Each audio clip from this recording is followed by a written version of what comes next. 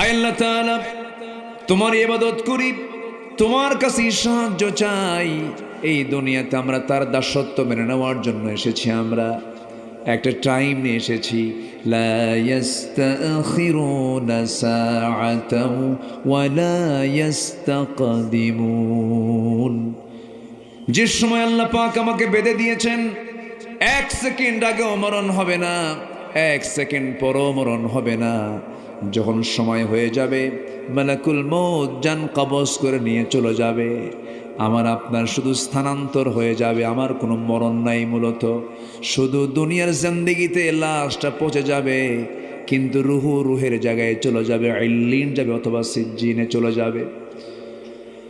জান্নাতি হলে ইল্লিন যাবে, জাহান্নামী হলে সিজ্জিন চলে যাবে।